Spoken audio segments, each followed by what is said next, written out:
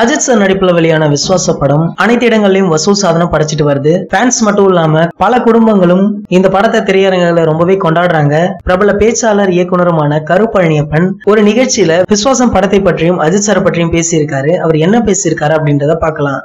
இப்போலாம் 18 வயசு 20 வயசு பசங்க தான் படம் பாக்குறாங்க அப்படின்னு சொல்லி அவங்க கிட்ட இருக்கிற அழுக்கை எல்லாத்தையும் அவங்க முதுகுலேயே இயக்குனர்கள்லாம் பூசி வந்தாங்க. ஆனா ஒரு படம் என்பது வீட்டுல இருக்க எல்லோரும் தியேட்டருக்கு வரும்போதுதான் அந்த படம் மிகப்பெரிய சக்சஸ் ஆகுது. 2-3 டிக்கெட்களை புக் செய்து பார்க்கும் படங்களை விட 5, 8, 10 டிக்கெட்டுகளை குடும்பங்களுடன் பார்க்கும் படம் தான் உண்மையான சக்சஸ் அடையுதுன்னு அதற்கு சிறந்த உதாரணம் அண்மையில வெளியான விஸ்வாசம் படம் தான் அப்படின்னு அந்த நிகழ்ச்சியில பேசியிருக்காரு. அது மட்டும் இல்லாம விஸ்வாசம் படம் குடும்பத்தையும் தாண்டி மகளின் காதலை சொன்னதால அந்த படம் மிகப்பெரிய வெற்றி அடைஞ்சிருக்கு அப்படின்னு சொல்லியிருக்காரு.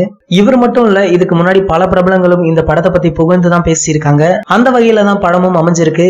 இந்த படம் தற்போது வர 150 கோடிகளுக்கு மேல வசூலித்து விட்டதாகவும் மேலும் இன்னும் சில தினங்கள்ல 200 கோடி பாக்ஸ் ஆபீஸ்ல ஜாயின் பண்ண போவதாகவும் ஒரு பேச்சு அடிபட்டு வருது. அண்மையில கூட இந்த படம் 125 கோடி வசூலித்து விட்டதாக இந்த படத்தின் தமிழ்நாடு ரைட்ஸை வாங்கிய கேஜிஆர் ஸ்டுடியோஸ் நிறுவனம் கூட அபிஷியலா அனௌன்ஸ்மெண்ட் கொடுத்தாங்க.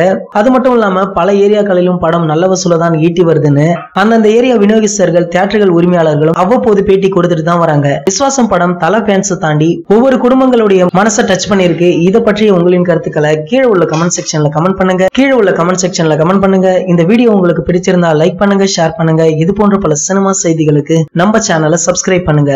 மேலும் அப்டேட்டை மிஸ் பண்ணாம பார்க்க பக்கத்துல உள்ள பெல் பட்டனை கிளிக் பண்ணுங்க. இந்த 2 வீடியோவை நீங்க மிஸ் பண்ணிருந்தீங்கன்னா கிளிக் பண்ணி பாருங்க.